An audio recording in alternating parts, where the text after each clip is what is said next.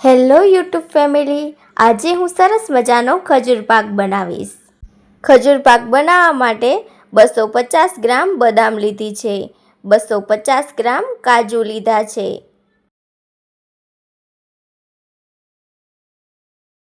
એક ખજૂરનું પેકેટ લીધું છે અને ખજૂરના બધા જ ઠળિયાને બહાર કાઢી લઈશું।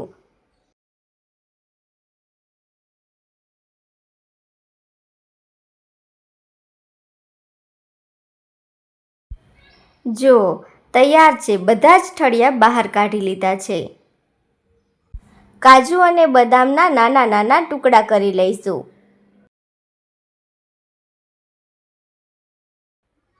હવે અહીંયા મેં અખરોટ લીધા છે અને અખરોટને ભાંગીને આપણે અખરોટને બહાર કાઢી લઈશું અને તેના પણ નાના નાના ટુકડા કરી દઈશું। એક કડાઈમાં 2 ચમચી જેટલું ઘી નાખી દઈશું। ઘી ગરમ થવા દઈશું। ઘી ગરમ થઈ જાય પછી કાજુ અને બદામ ઉમેરી દઈશું। કાજુ ઉમેરી દીધા છે અને બદામ ઉમેરી દીધી છે, બંનેને સરસ રીતે શેકી લઈશું। 2 થી 3 મિનિટમાં સરસ મજાના કાજુ બદામ શેકાઈ જશે।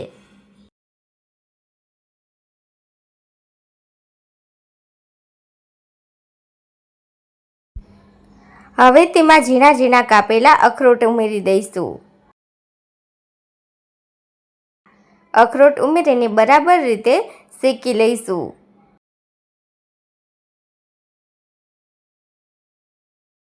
અહીંયા થોડા સૂરજમુખીના બી ઉમેરી દઈશું અને બરાબર રીતે મિક્સ કરી લઈશું।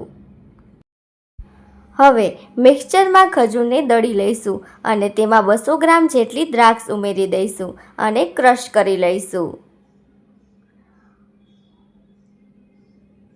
જો ખજૂરને આપણે સરસ રીતે મિક્સરમાં ક્રશ કરી લીધી છે। હવે આપણે તેને કાજુ બદામમાં એડ કરી દઈશું।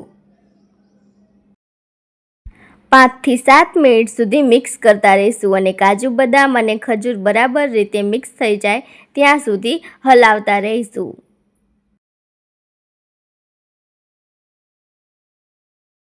5 થી 6 મિનિટમાં બધા જ કાજુ બદામ મિક્સ થઈ જશે અને સરસ મજાનો ખજૂર પાક બની જશે।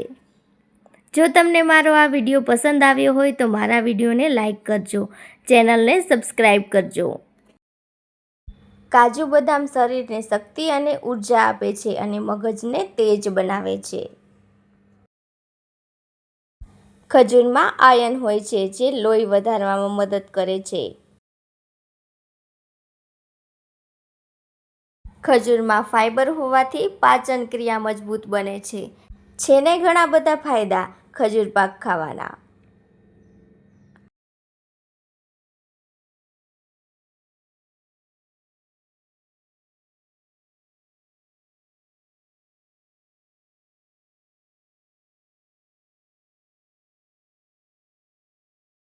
તૈયાર છે આપણો ખજૂર પાક।